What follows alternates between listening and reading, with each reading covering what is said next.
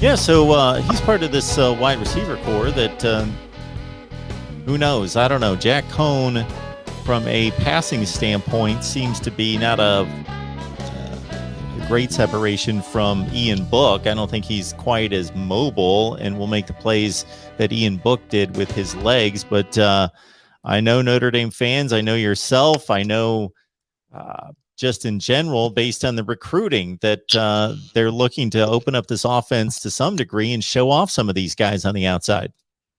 Yeah, I mean, they have, like I said earlier, they've had a little tough luck on the recruiting end of things from guys transferring out, guys getting injured. So they've had some decent classes, and that's for sure. When you just look at it from a number standpoint and ranking standpoint and stuff like that. They've landed some pretty solid players, maybe not to the extent that they should have. But Jordan Johnson, who was a 5-star on Rivals, just transferred to UCF during the offseason. Kevin Austin, who's seemingly been at Notre Dame forever now, hasn't really had an opportunity due to injuries and some off-field stuff early on in his career.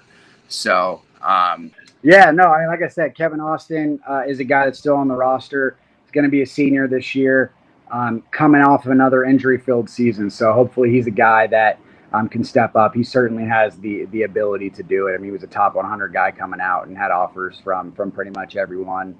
A kid I really like is Xavier Watts is a guy that I would look at as a young guy that can contribute.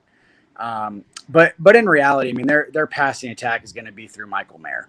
The 5-star tight end was a true freshman last year and took the country by storm.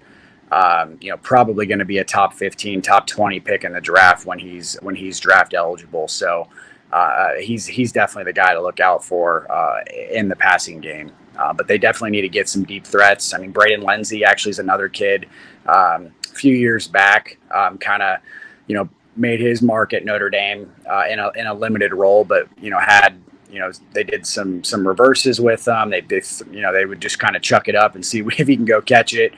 He has elite speed, and he's a guy that can really take the top off the defense and someone that they really need to stay healthy as well.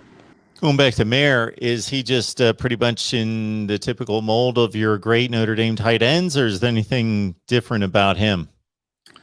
It's weird. I mean, Notre Dame has obviously had a lot of tight ends that have been sort of more of the blocking style, at least at the NFL level, or maybe at least not. You get these Kyle Pitts types these days that are more wide receivers and tight end bodies. Mayer is sort of a combo. If you're going to go from a Notre Dame perspective, I've always kind of considered him kind of a combo of Kyle Rudolph and Tyler Eifert. So you're going to get the receiving ability and athletic ability of a Tyler Eifert, but then you're going to get the blocking prowess and big body, like just nature of a Kyle Rudolph. So, I mean, he really is kind of just a freak athlete in that sense.